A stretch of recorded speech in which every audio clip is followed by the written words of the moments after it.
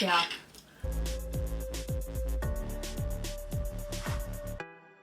I've been making these little instant oat with chai seed, some sort of milk. I use this oat milk that's chocolate flavored. I put rolled oats in it, collagen, whatever you want, protein powder, put some blueberries in after, and it's just so delicious. I literally make it in the morning, put it in the fridge for a few minutes, put it in a jar that's super irrelevant, and have some nice breakfast. So today I decided, I've been feeling a little like I need a spark. I follow a lot of Wim Hof, the Iceman. I did partake in a little bit of a cold shower experiment. It was very interesting. I've kind of fallen off with it. Like I always think like after my shower, I'm like, oh, maybe I should just turn it cold for a while and see what happens. But then I usually just shut it off and continue on with my day. But I really think it's a spark.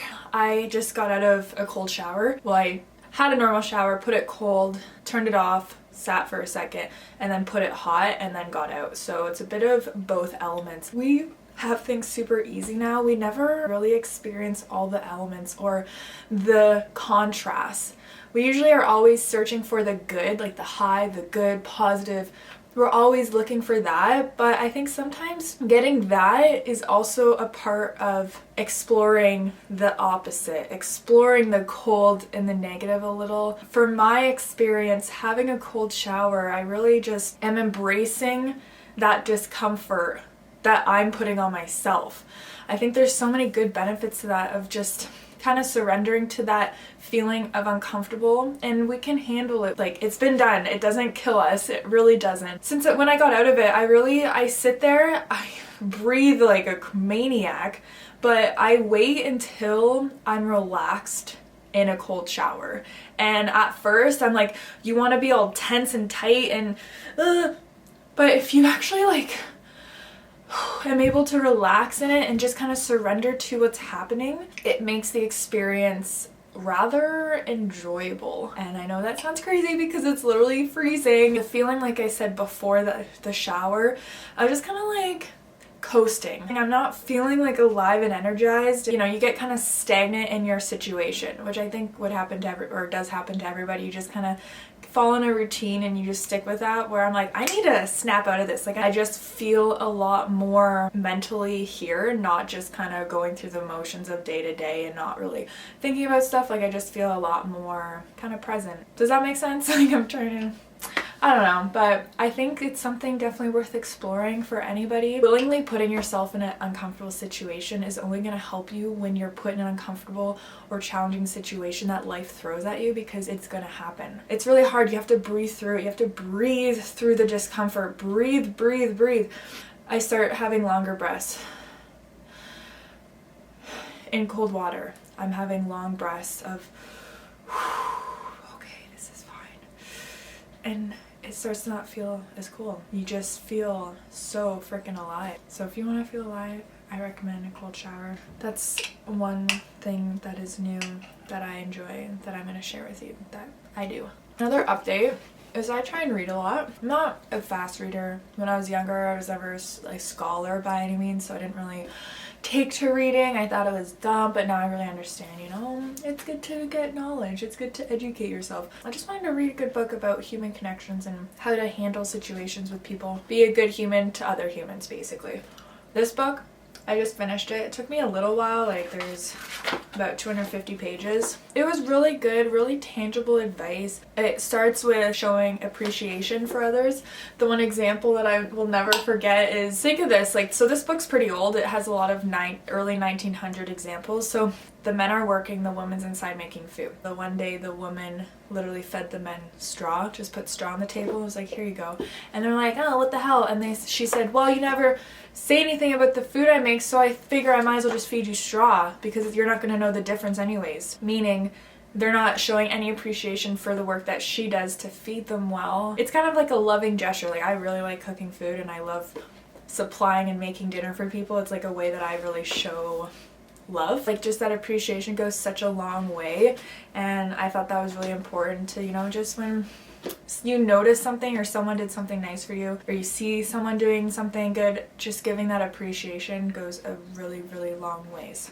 Also said to remember a person's name. He said that he made it a huge ritual to remember people's names, remember birthdays, and to wish them a happy birthday on their birthday. Obviously, Facebook wasn't invented in this day, so that would be a huge thing if you knew people's birthdays and you would actually go to your way to give them a card, like to really show that you cared about them and that you remembered them and that they made an impact on you. And it's the same with remembering names. It typically takes me at least 2 times to remember a name. I want to be better at that. I would like to be able to really lock in someone's name the first time they say it and not just like, oh, nice to meet you, and like not have any effort to remember it. I read it because it's like one of the main books that people read for self-development, whatever you want to call it. The whole point that he actually does talk about is that you don't want to argue. Arguing never works. No one wins. Even if you think you won, you didn't, because the other person's gonna leave feeling like garbage, so that's not a win. So basically, arguing, just eliminate it. You don't want to belittle someone for the sake of your argument, because no one is winning at that point. Use encouragement, make the fault seem easy to correct, make the other person happy about doing the thing you suggest. I mean, easier said than done, but it was a very good book. Be a good listener, encourage others to talk about themselves. Oh yeah, he did say that a lot, really asking questions, being interested in other people. And if you let them open up about their passions, you're gonna build like a really nice relationship. There's another book that I found. I went to a used bookstore. I've never been to a used bookstore before, but I really enjoyed it. It was $5. Unlocking the Mysteries of Birth and Death and Everything in Between, the Buddhist View of Life. When I saw this, I was like, ooh, this is interesting. Another really cool thing that I like is that there's a lot of highlights done from the previous reader. I'm like, oh, that's kind of cool. Then I can read and see. It's almost like a little journaling type entry. Whoever it was that did a really good job of highlighting really straight lines, because that's not me. Honestly, I can't do it justice right now. I'm only on the 20th page. Oh, I did highlight something. It was a passage. It says, you are your own master. Could anyone else be your master? ? When you have gained control of yourself, you have found a master of rare value. Unto yourselves, be a refuge unto yourselves. Rely on yourself. Hold fast to the law of the Lamb. Do not rely on anything else. Basically, both passages urge us to live independently and true to ourselves. This book is going to be really fascinating. I'm excited to read it. It's saying just, life and death aren't things really necessarily to be afraid of, because they're part of our human experience. I am in love with this show. It's the movie with oh my god, I can't think of anyone's names. Tom Hanks, Mr. Rogers' Neighborhood. It was such a good movie. I really enjoyed it. Anyways, the one thing that really stuck with me is there was a scene about a guy dying and how uncomfortable people are about that and death and stuff and afraid to talk about it.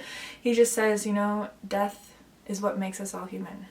There's something comforting about that, because I have a program out which is all about, to me, the importance of riding. Just have the best relationship with horses, and I think horses really bring out, it's such a good connection to nature for us. Having a real genuine connection with these animals is just so it just fills me up. So that's my thing, obviously riding, barrel racing more specifically, but the thing that really gets me is how, like I just said, that connection to ourselves with our animals, and then the connection to the universe and the world because of it, because it's like we're all intertwined, we're all here. I really am trying to focus a lot on the improvement of that, the more clarity in that, the more understanding of ourselves, so we can go see our horses in a more understanding way to really better our relationship with them, as well as our relationship with ourselves. I think that's just it's just everything to me, and I think doing these things to really tap into ourselves and learn from us, we can learn so much through us and through action and through listening to us and getting really quiet to hear what we're saying. It's what is going to make this journey so rewarding and so fulfilling for us, and just feel like we're accomplishing those life goals that we have, because this is our shot, and I want to make the most of it. I want all of us to make the most of it as well. So it's going to tie all those things together into one beautiful little bundle. It's available now. It's a way that we can get together, we can uncover your own strengths, weaknesses, your own goals, and we're going to get there together, and going to make it the best journey that we can make it. So if that's something that you're interested in, that sounds cool, please let me know. A link will be attached here. Click it, and I'd love to have you have you part of the path. Let's go. Let's accomplish great things and let's feel awesome and take cold showers and do all the things that scare us to better ourselves. Thank you for watching.